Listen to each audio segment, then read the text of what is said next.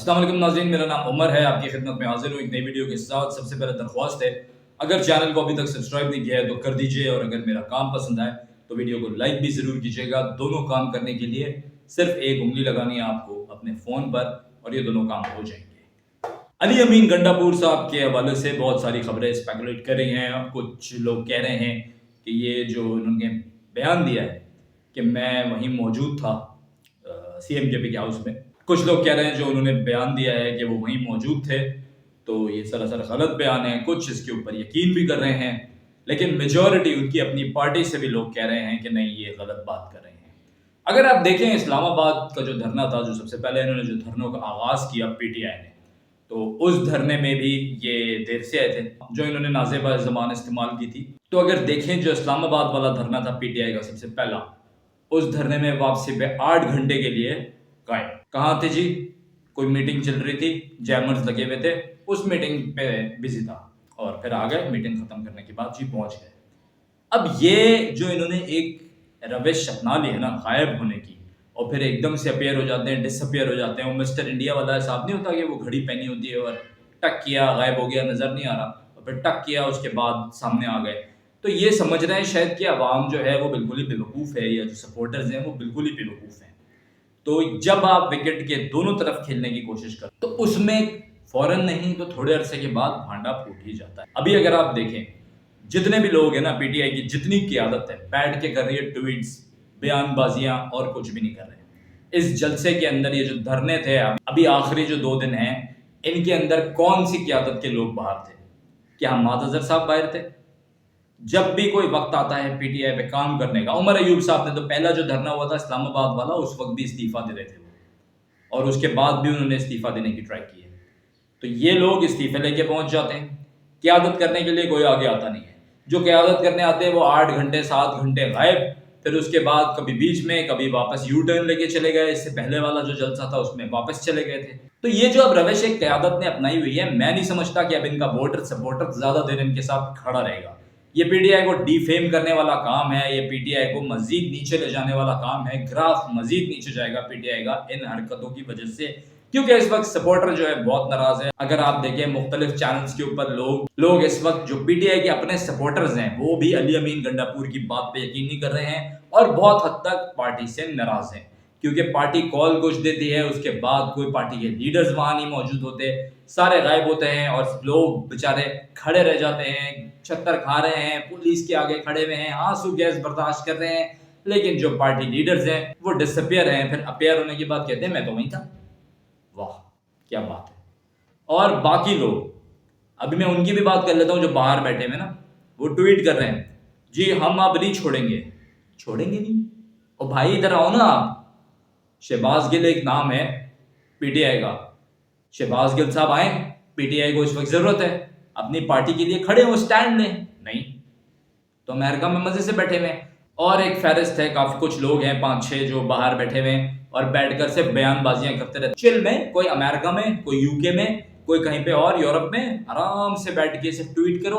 रोजी रोटी का धंधा ये बना हुआ है भाई, कि बस आपने खोला पाकिस्तान के ऊपर, पाकिस्तान के जो इदारे हैं या पाकिस्तान की जो अभी की क़यादत है। मैं कभी भी ये नहीं कहता कि अभी की जो पाकिस्तान की क़यादत है वो पाकिस्तान को जन्नत बना देगी। आप पॉलिटिकल डिफरेंस किसी के साथ भी रख सकते हैं, मगर किसी पार्टी को या लोगों को गिराने के चक्कर में आप पाकिस्तान को डैमेज ना, या पाकिस्तान के इदारों के खिलाफ उल्टी सीधी बात ना करो। तो अभी मैं बात करता हूँ, प्राइम मिनिस्टर साहब ने भी एक स्टेटमेंट दी है कि PTI को कोई धरना अलाउ नहीं होगा। अभी ये जो समिट आ रही है कॉन्फ्रेंस से पहले, SCO से पहले, कोई धरना अलाउ नहीं होगा।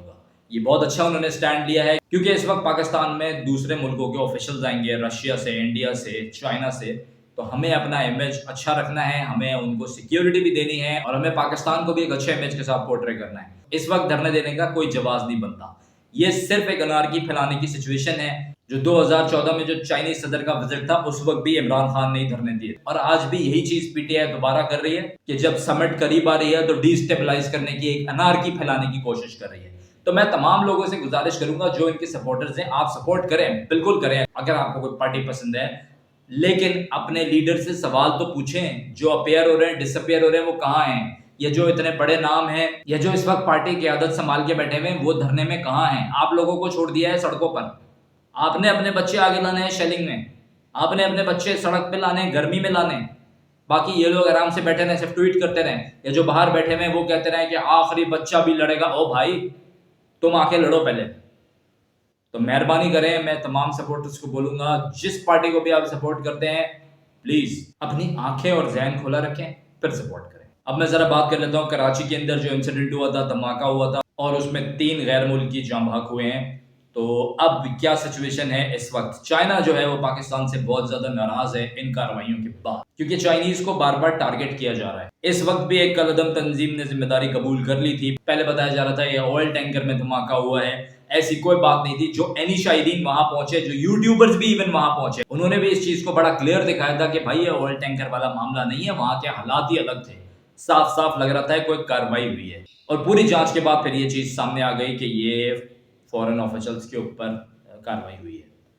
اتنی ایکیوریٹ انفارمیشن ان کے پاس تھی کہ یہ کب نکلیں گے, کس وقت آئیں گے, کس فلائٹ سے آ رہے ہیں, باہر نکلیں گے, کہاں سے جائیں گے, جو انہوں نے روٹ لیا ہے وہاں پر اسی کے پاس کہ اسی سگنل کے پاس دھماکہ کرنا ہے. پھر یہ دھماکہ خیز مواد بھی گاڑی میں تھا. تو اتنی ساری چیزیں ہو رہی تھی. یہ سیکیورٹی لیبس ہے اور بتایا گیا کہ کچھ سیکیورٹی آفیسرز کو فارغ بھی کیا گیا ہے کہ یہ سیکیورٹی لیبس یہ بہت کافی بڑی چیز ہے. ہوا کیسے؟ خیر جو ہمارے پرائم منسٹر صاحب تھے وہ گئے چائنیز کونسلیٹ کے اندر, وہاں پر انہوں نے اس چیز کی تعزیت بھی کری ہے کہ یہ جو کچھ ہوا ہے. اور چائنا ابھی بھی یہی بات بولتا ہے کہ بھائی پاک چین دوستی برقرار ہے, لیکن چائنا ہے غصے میں کہ یہ بار بار مطلب کیسے ٹارگٹ ہو رہے ہیں اور سیکیورٹی کو ہمیں اپنے بہتر بنانا چاہیے. یہ چیز بھی چائنا نے پاکستان کو بولی. تو امید کرتے ہیں آگے اس طریقے کے واقعات کو بر وقت روک لیا جائے گا, کیونکہ جب بھی اس طریقے کے واقعات ہوتے ہیں تو دنیا میں جو امیج جاتا ہے نا ملک کا, وہ بہت خراب جاتا ہے. تو اب میں آ جاتا ہوں اس تنظیم پر جس نے یہ ذمہ داری قبول کی ہے, BLA. تو وہاں پر بھی جو لوگ دہشت گردی میں ملوث ہیں اس وقت, دیکھیں آپ کے ساتھ زیادتی ہوئی یا جو بھی کچھ ہوا, مہارنگ بلوچ صاحبہ جو ڈاکٹر مہارنگ ہیں وہ ایک تحریک لے کے چل رہی ہیں. اس تحریک کو پرامن تحریک ہی رہنا چاہیے. دہشت گردی پھیلا کے, اسٹیٹ کے اندر انارکی پھیلا کے, اسٹیٹ کے انسائڈ لڑ کر آپ کوئی جنگ نہیں جیت سکتے, آپ کبھی کچھ حاصل نہیں کر سکتے. تو بہتر ہے جو بھی آپ کی چیزیں ہیں, جو بھی آپ کی باتیں ہیں, ان کو پرامن طریقے سے لے کے چلیں. امید کرتا ہوں ہمارے حکومت کے لوگ بھی کوشش کریں گے کہ یہ جو بھی تنظیمیں ہیں ان کے ساتھ ٹیبل ٹاک کیا جائے, ان کو پرامن طریقے سے تمام مسائل ان کے ہینڈل. اب ناظرین بات کر لیتے ہیں اسرائیل اور فلسطین کی. اسرائیل کی بربریت جو کہ جاری ہے, بیروت کے اندر بھی اسرائیل نے فوجی کارروائیاں شروع کر دی ہیں. پہلے بمبارڈمنٹ بہت ساری کی گئی ہے, بہت بلڈنگوں کا حشر خراب کیا گیا ہے, انفراسٹرکچر معمولات زندگی کو ڈسٹرب کر کے رکھ دیا اسرائیل نے بیروت میں, لیبنان کے اندر, لبنان میں. اور لبنان اس وقت مدد کا بہت زیادہ منتظر ہے. اسرائیل کی بربریت رک نہیں رہی ہے. پہلے اسرائیل نے شروع کیا تھا غازہ سے, پھر اس کے بعد لبنان. ایران کو تو مختلف وقتوں کے اندر اس نے اپنا ہدف بنایا. اسماعیل ہانیہ صاحب کو بھی وہیں شہید کیا. اس سے پہلے قاسم سلیمانی صاحب جو کہ خود ایران کے ہی جنرل تھے, ان کو بھی ٹارگٹ کیا گیا. اور بھی کافی ساری متعدد وارداتیں کی گئی ہیں ایران میں بھی. تو اس پورے خطے کو اگر آپ دیکھیں گے نا تو اسرائیل اپنی بربریت سے اسرائیل نے سب کو تباہ کیا ہوا ہے, اور پھر یمن پہ بھی آیا ہے. اب جو یہ جنگ اس وقت جس مرحلے کے اندر جا رہی ہے تو یہ ایک بہت ہی خطرناک مرحلہ ہے, اور ہو سکتا ہے کہ یہ چیز اب عالمی جنگ کے مرحلے میں چلی جائے. تو اس وقت چاہیے جتنے بھی عالمی ادارے ہیں وہ انٹروین کریں اور اس جنگ کو رکوائیں, تاکہ ایسا نہ ہو کہ یہ کہیں عالمی جنگ میں تبدیل ہو جائے اور پھر بات بہت آگے بڑھ جائے. امید کرتا ہوں آپ کو یہ آج کا ولاگ پسند آئے گا. اگر پسند آئے چینل کو لائک کیجئے, سبسکرائب کیجئے, شیئر کیجئے. 5000 سبسکرائبر کا میرا ٹارگٹ ہے, وہ کمپلیٹ کرنے میں آپ نے مدد کرنی ہے. اللہ پاکستان کا حامی و ناصر رہے.